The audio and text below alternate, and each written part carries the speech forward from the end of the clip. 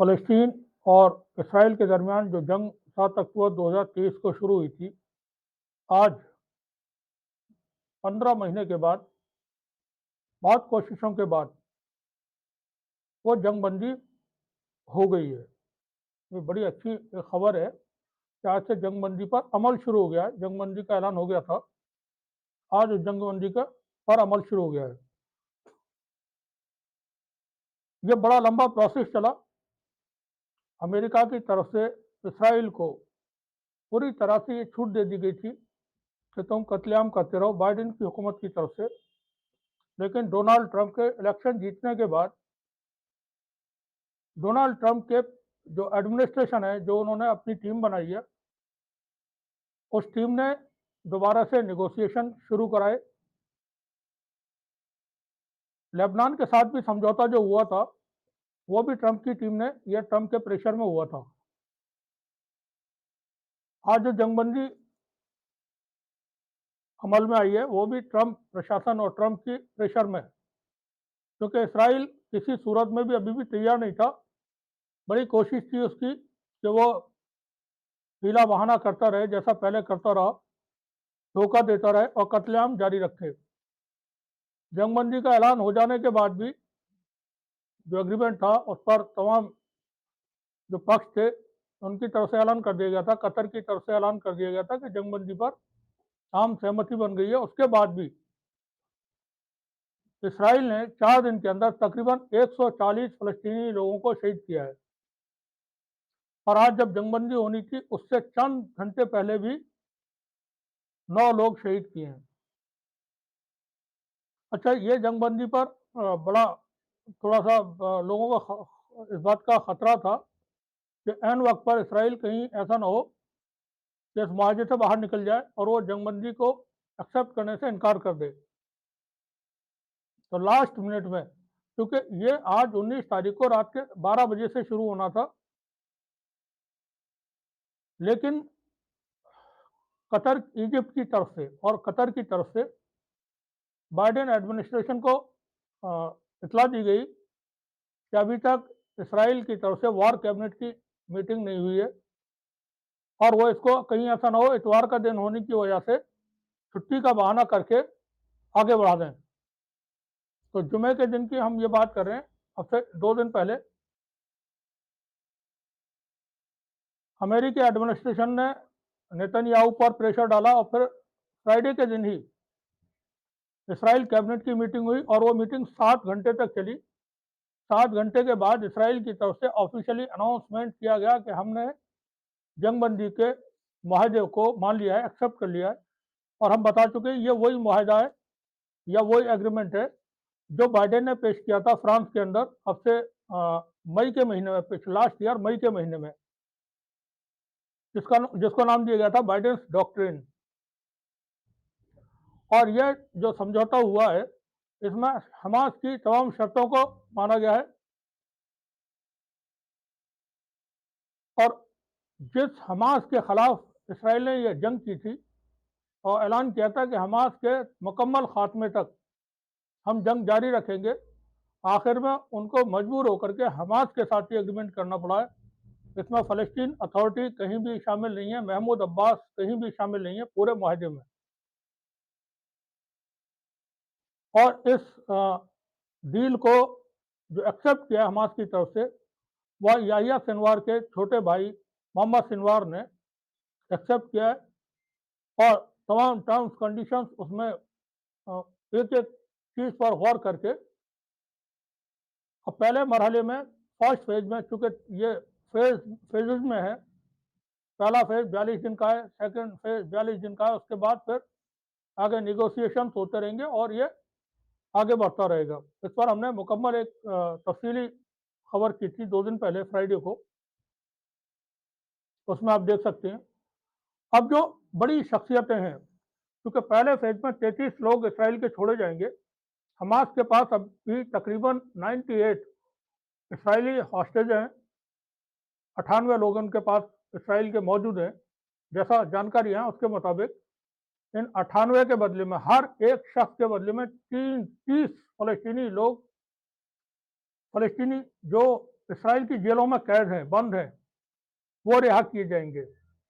इसमें 7 अक्टूबर 2023 के बाद जो गिरफ्तारियां हुई हैं वो तमाम लोग शामिल हैं, उन सबको इसराइल रिहा करेगा। और पहले से जो बंद थे, जिनके ऊपर सजाएं भी हो चुकी थी, उनको भी, क्योंकि इसराइल शुरू में इस बात पर तैयार नहीं था कि जिन लोगों को सजाएं हो गई हैं उनको रिहा किया जाए, लेकिन अब उनको रिहा किया जाएगा। जो मशहूर शख्सियत हैं, बहुत बड़े लीडर्स हैं हमास के या फ़लस्तीन के, उनमें चंद के बारे में हम बताएंगे कि कौन कौन लोग शामिल हैं। और आप जब इनके नाम सुनेंगे तो आप हैरान रह जाएंगे, और सजाएं इनकी सुनने के बाद तो एकदम चौंक जाएंगे, कितनी लंबी लंबी सजाएं इसराइल ने इनको दे रखी हैं। अब वो रिहा होने जा रहे हैं। हमने बताया था एक नाम, बहुत बड़ा नाम है। अच्छा, ये जंगबंदी आज सुबह भारत के वक्त के मुताबिक सुबह 8:30 बजे शुरू हो गई, और जंगबंदी शुरू होने के बाद से फिर जो फ़लस्तीन की पुलिस है, हमास के लोग हैं, हमास की पुलिस है, उसने पूरे मुकम्मल इलाके में अपनी घेराबंदी कर ली है और सिक्योरिटी अपने हाथ में ले ली है। हमास के लोग अपने हथियारों के साथ इस वक्त मार्च कर रहे हैं। तमाम वीडियोज उनके सोशल मीडिया पर हैं, और उनके हाथों में अपनी गन है, और गाड़ियों में मार्च कर रहे हैं, खुशी का इजहार कर रहे हैं। आवाम, जो लोग हैं, आम लोग फ़लस्तीन के, वो सड़कों पर खुशियाँ मना रहे हैं। एक क्योंकि बड़ा डेवलपमेंट हुआ है लंबे वक्त के बाद, लंबी जंग के बाद, और बड़े खून खराबे की जंग के बाद।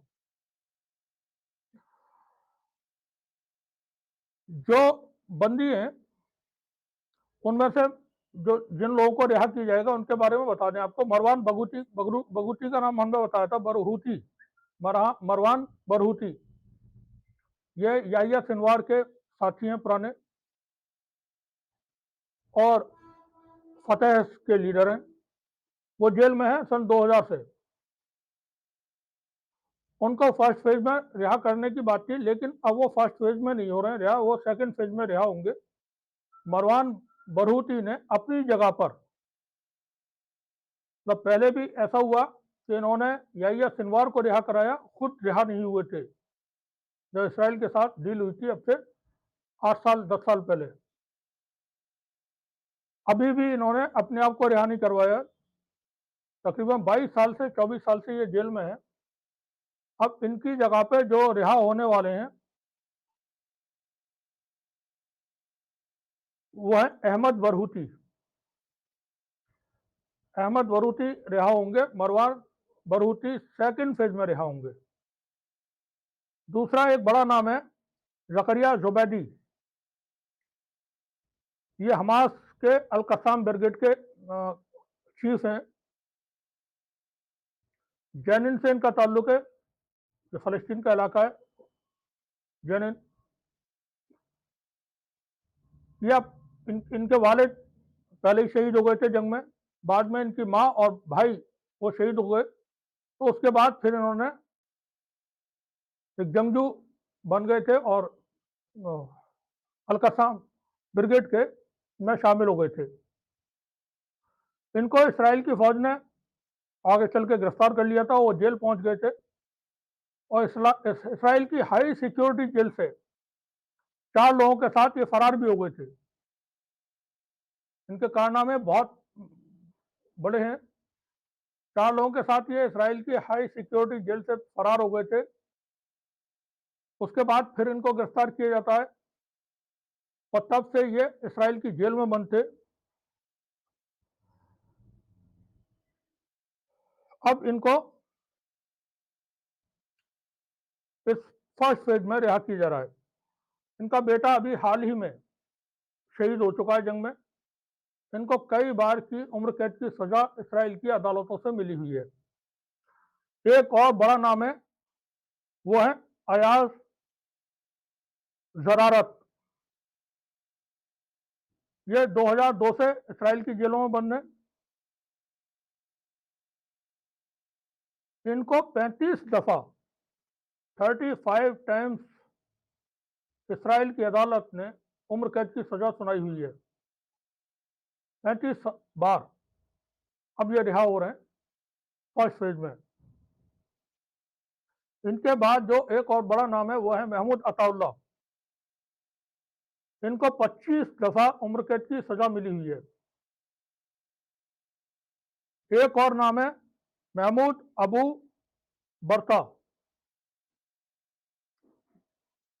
इनको 48 बार इसराइल की अदालत ने इनको 48 बार उम्र कैद की सजा दी हुई है।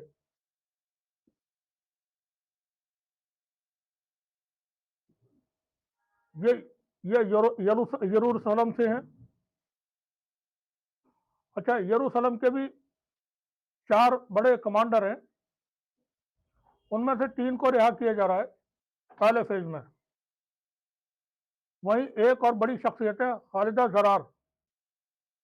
खालिदा जरार ये फलस्तीन की मेंबर ऑफ पार्लियामेंट है, मेंबर ऑफ पार्लियामेंट रही हैं, जो इस वक्त इसराइल की जेल में बंद है।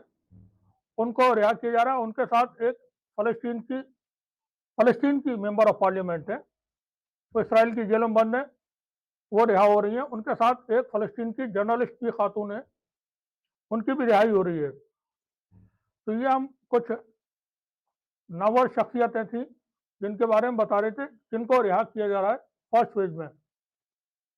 एक आदमी के बदले में 30 लोग रिहा होंगे फलस्तीन के। अब इनकी रिहाइयाँ जल्द शुरू हो जाएंगी, मुमकिन है आज ही से शुरू हो जाए। 3 लोग जो पहले दिन छोड़े जाएंगे उनके नाम हमास ने इसराइल को सौंप दिए। इन 3 के बदले में 90 लोग फलस्तीन के इसराइल की जेलों से रिहा होंगे। इसराइल की जेलों में इस वक्त जो गाड़ियां हैं, बस, वो पहुंची हुई हैं लोगों को लेकर के आने के लिए।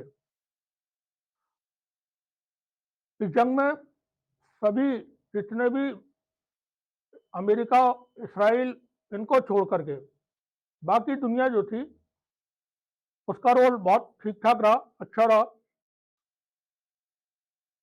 सबने फलस्तीन कॉज के साथ, क्योंकि इस पर हम बहुत डिटेल में बात कर चुके हैं कि जंग क्यों शुरू की थी हमास ने। अब उस पर बात नहीं करेंगे इस वक्त, मगर इस जंग में फलस्तीन के साथ, गाजा के साथ, हमास के साथ ईरान, सऊदी अरब, तुर्की, सीरिया, लेबनान, इजिप्ट, जितने भी मुस्लिम मुल्क हैं वो सब एक प्लेटफॉर्म पर रहे। सब ने अपने अपने हिस्से का काम किया। हमने अपनी रिपोर्ट में बताया था इस बार काम बांट लिए गए थे किसको क्या काम करना है।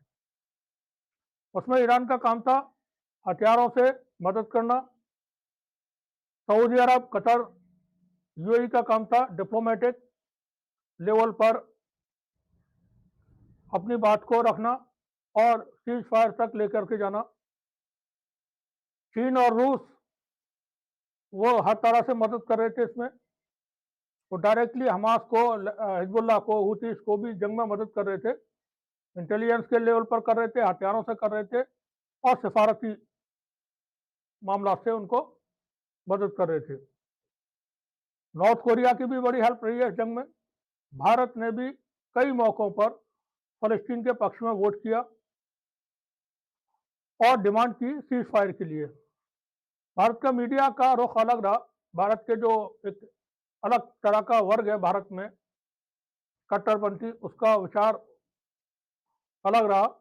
लेकिन भारत की जो सरकार है वो फलस्तीन के साथ यहाँ खड़ी रही।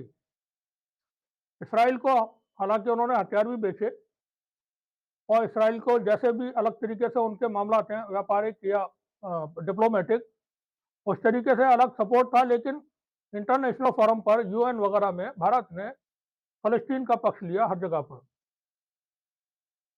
इस जंग में जो सबसे अहम रोल है वो है अवाम का। अवाम कहाँ की? यूरोप और अमेरिका की। यूरोप और अमेरिका की अवाम ने, ऑस्ट्रेलिया, जापान, न्यूजीलैंड, ये तमाम यहाँ की जनता का बहुत बहुत बहुत शुक्रिया। इन लोगों ने सड़कों पे उतर के अपने अपने मुल्कों में ऐसा प्रेशर बनाया हुकूमतों के सामने कि हुकूमतें टकरा गई। फ्रांस को भी फलस्तीन के साथ खड़ा होना पड़ा। फ्रांस ने बहुत बार नेतन्याहू को फटकारें लगाई। ये बड़े डेवलपमेंट्स थे क्योंकि वो देख रहे थे कि हमारी आवाम हमारे खिलाफ हो जाएगी वरना। जंग तो जो लोग लड़ रहे थे वो लड़ ही रहे थे, मगर बहुत अहम काम था यूरोप की आवाम का। एशिया में आपको ऐसे नहीं मिलेंगे प्रोटेस्ट जैसे यूरोप में और अमेरिका में हुए थे। एशिया के मुल्कों में, जापान में बहुत बड़े प्रोटेस्ट हुए, ऑस्ट्रेलिया न्यूजीलैंड में हुए, बांग्लादेश में हुए, भारत में नहीं हुए। मगर पाकिस्तान में हुए तो पाकिस्तान की पुलिस ने गिरफ्तार करके प्रोटेस्टर्स को जेलों में भेज दिया। फलस्तीन के लिए, फलस्तीनियों के पक्ष में जो प्रोटेस्ट कर रहे थे, तो पाकिस्तान की पुलिस ने उनको गिरफ्तार कर करके जेलों में भेज दिया, लाठियां खूब मारी।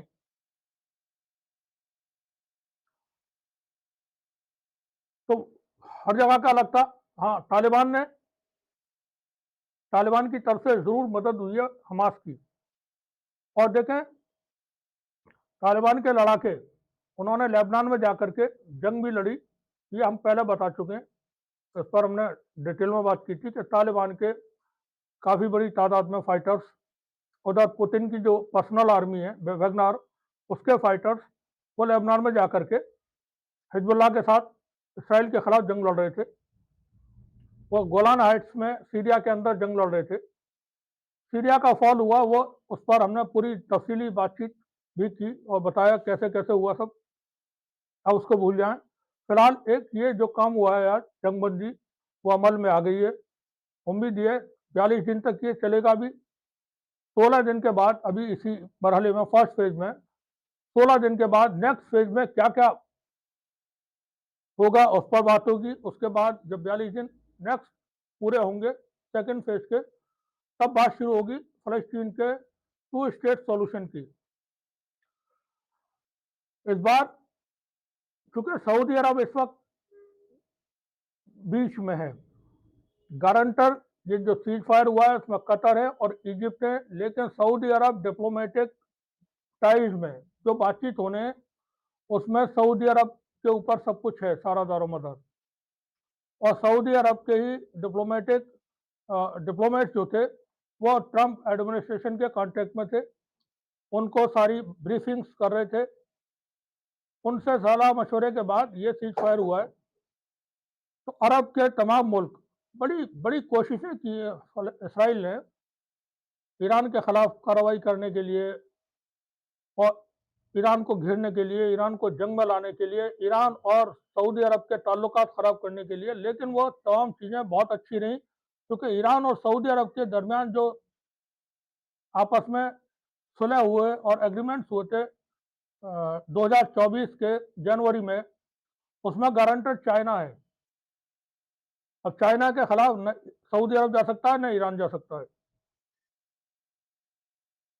इसलिए वो तमाम चीज़ें बिल्कुल ठीक रही। तमाम मुस्लिम मुल्क एक जगह रहे और फ़लस्तीन के कॉज के साथ वो खड़े रहे। वरना जब तक 7 अक्टूबर 2023 से पहले तो सऊदी अरब वगैरह सब भूले बैठे हुए थे। जब तक ये जंग शुरू नहीं हुई थी फ़लस्तीन याद ही नहीं था किसी को। अब आज फ़लस्तीन पूरी दुनिया का सबसे अहम मुद्दा है, उसका सॉल्यूशन अब होने की उम्मीद है। थर्ड फेज की जब बातचीत होगी तो 2 स्टेट सॉल्यूशन की होगी। अच्छा, इसराइल के जो मिनिस्टर है, जो हार्ड कोर बिल्कुल जायनिस्ट है, बहुत ही कट्टरपंथी है, बिन गोवियर गेवियर, उसने इस्तीफा दे दिया है। वो शायद डिफेंस मिनिस्टर है, उसने इस्तीफा दे दिया। वो नेतन्याहू की हुकूमत से अलग कर लिया उसने अपने आप को। नेतन्याहू की हुकूमत गिर भी सकती है इन दिनों। वो ट्रंप के ऊपर रहेगा कि वो नेतन्याहू को की सरकार गिरवाते हैं या बचवाते हैं। ये बड़ी अहम कुछ जानकारियां थी जो आज हुआ है। और पूरे अरब में आप देखें इस वक्त खुशियां मनाई जा रही है। पूरा फलस्तीन, गाजा, वेस्ट बैंक, सब में लोग सड़कों पर उतरे हुए हैं, खुश हैं। जो खुराक का सामान लेकर के जाने वाले थे ट्रक, उनकी तादाद बढ़ा दी गई है। पहले 500 ट्रक जा रहे थे, अब 600 ट्रक आज से वो हो गए। और अब जब पहुंचेंगे इंटरनेशनल संगठनों के लोग, यूएन के और ओआईसी, अरब लीग वगैरह के, वहाँ पहुंचेंगे लोग, वो वहाँ जाकर के फ़लस्तीन के हालात देखेंगे। फ़लस्तीन को दोबारा से खड़ा करना है, तमाम तबाही मचा करके बर्बाद कर दिया, तहस-नहस कर दिया, ख़त्म कर दिया पूरी गाज़ा पट्टी को। ये बता दें आपको,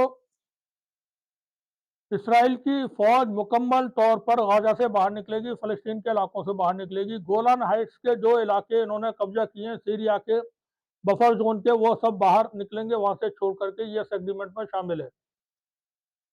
कोई एक सिंगल फौजी भी इसराइल का गाजा में नहीं रहेगा। रफा क्रॉसिंग से उन्होंने वापस होना शुरू कर दिया था फ्राइडे को। फिलीडेल्फिया कॉरिडोर वहां से वापस होना शुरू हो गए। अब ये जो जंगबंदी हुई है वो मुकम्मल तौर पर पूरी तरह से हमास की फतेह है, फतेह उनकी कामयाबी है। हमास ने किसी एक भी शर्त को ऐसा नहीं है जो अपनी नहीं मनवा ली है। और ये तमाम बातें हमास को सब पहले ही चाइना और रूस ने बता दिया था कि ये एग्रीमेंट इन शर्तों पर अगर सीज फायर होता है तो आप करें। जो बाइडेन डॉक्ट्रिन थी उसके लिए कह दिया था चीन और रूस ने कि इस पर अगर बात होती है आप कर लें बिल्कुल एग्रीमेंट। उसी पर इन्होंने और कुछ शर्तें थी जो इसराइल चाहता था ऐसा ना हो, वो सब उन्होंने अपनी बातें मनवा ली हैं। तो ये बड़ी कामयाबी की बात है। बड़ा खून खराबा हुआ है, यहाँ पर मरने वालों की तादाद हम सही से नहीं बता सकते कितने लोग शहीद हुए हैं, फिर भी 60,000 से ज़्यादा लोगों के बारे में खबरें मीडिया में है। 1.5 लाख से ज़्यादा जख्मियों की तादाद है। बहुत सारे लोग माइग्रेट करके चले गए थे। कोई एक भी अस्पताल, रेफ्यूजी कैंप वगैरह, स्कूल बचा नहीं गाजा में या वेस्ट बैंक में। 60-80% इमारतें सब तहस नहस हो गई वहाँ पर। खुराक की बेहद कमी है और बीमारियां फैली हुई हैं। सर्दी का मौसम है। अब खुदा ने चाहा तो कुछ वहाँ सुकून लोगों को राहत मिलेगी। शुक्रिया आप सभी का।